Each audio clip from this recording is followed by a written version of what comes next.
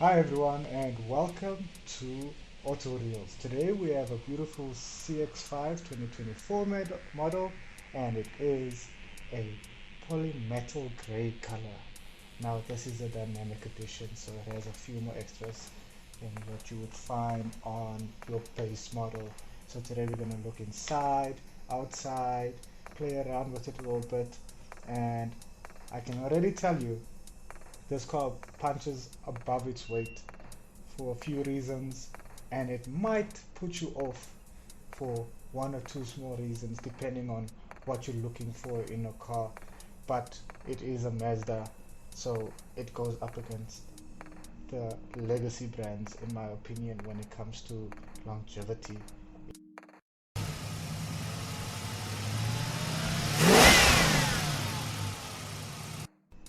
Okay, so let's see what's powering this Mazda. It is the well-known Sky Active G 4-cylinder 2-liter inline 4. Alright, this thing creates 121 kilowatts of power and 216 newton meters. It is not the most powerful engine, but it is one of the most reliable. That's why it's in this car, and unfortunately you do not get any more diesels with it. So this is your only engine option.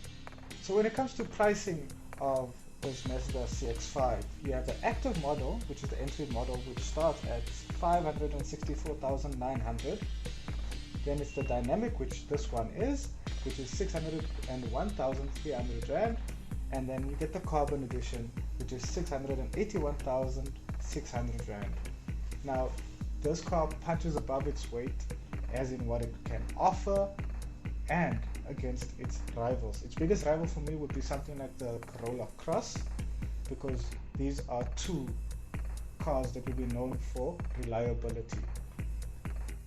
So with the dynamic edition, you get these exterior auto folding mirrors, you get smart key entry, you get a power tailgate, and as you can see, body colored bumpers and those beautiful 19-inch rims.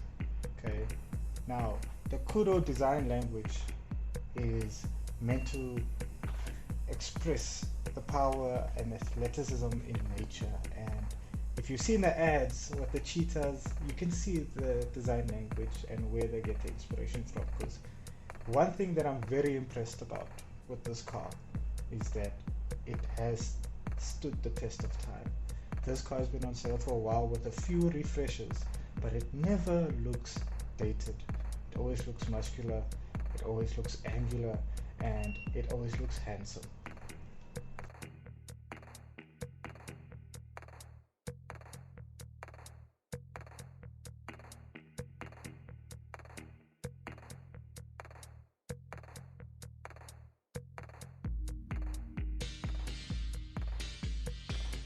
Take a look at the key. Now, this specific car comes with a very pretty key, this black and gold. It is very bedazzled, but it looks different, and I get it. Moving on into the interior, there is leather everywhere. Okay, there is quality everywhere you're supposed to touch in this vehicle, and it never looks dated. This car and this interior will look good 5 years from now. On top of that, you get very good quality plastics, like in the doors over here.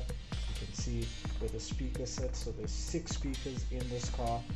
You have a bit of piano black, which might be a bit annoying to clean, but you do get this beautiful stitching as well along this dashboard, which signifies the quality you get everywhere else. Now moving into the little storage compartment under the armrest, you can see it's actually quite deep with 2 USB-C ports over there and a 12-volt socket, so you can actually fit a bowl of water in there as well.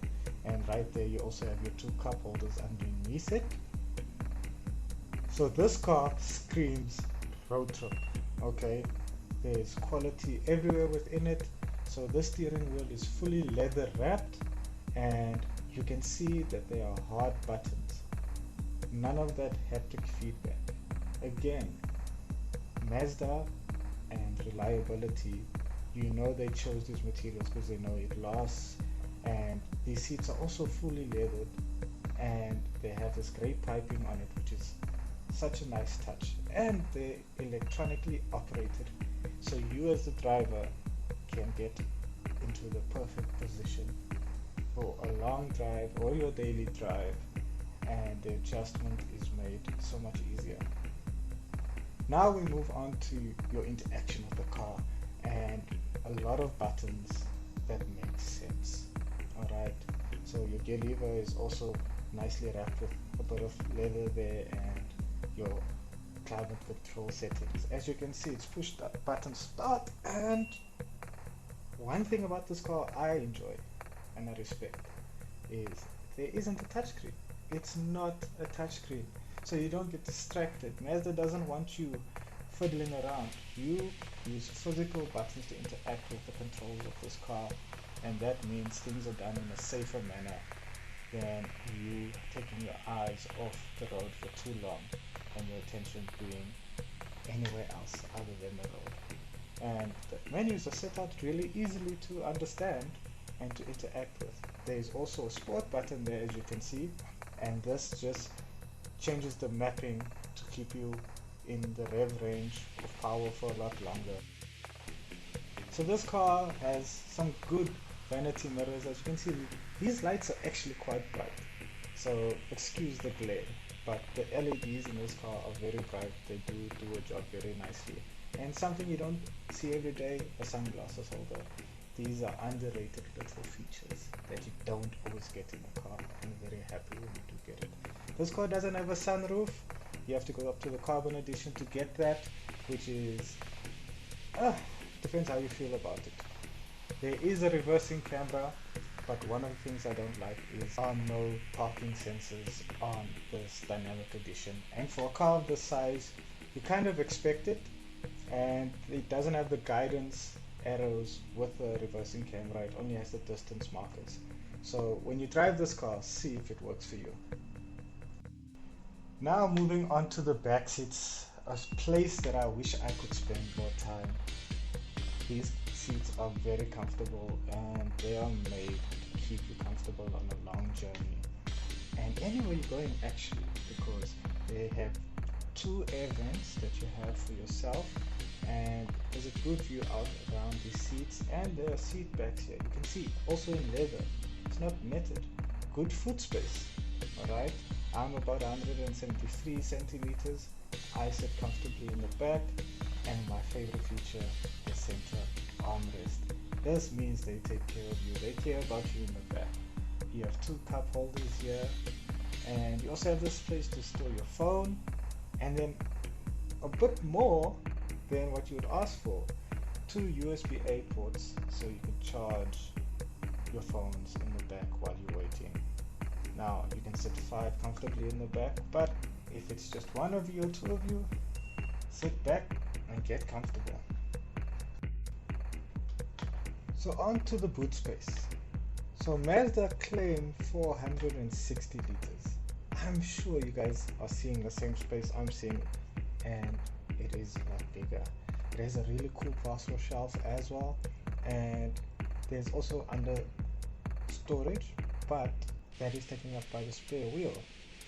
That is no bad thing. In South Africa, we need spare wheels. Alright, if you're not on run flats, spare wheel is always a good option to take, and here you get it with the car.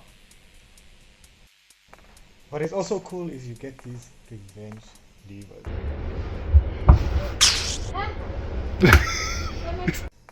Okay, tomfoolery out of the way.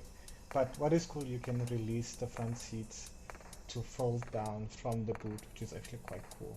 And it opens over 1,000 liters of space, and it makes moving things so easy. And as I mentioned before, an electric tailgate, such a luxe feature to have. We are living such a luxurious life. So that's my take on the Mazda CX5. What do you guys think? Would you have it over its rivals? What would make you take it versus what would make you leave it? Again, Mazda reliability. Keep that in your equation. But what do you think about the price as well? Would you agree with it? Do you think it's too much, too little? I think it's spot on for what it is. And also a big thank you to Eagle Mazda in Bramley for allowing us to shoot for the day. So many beautiful cars there. Check them out. Now until next time, thank you guys so much. See you in the next video.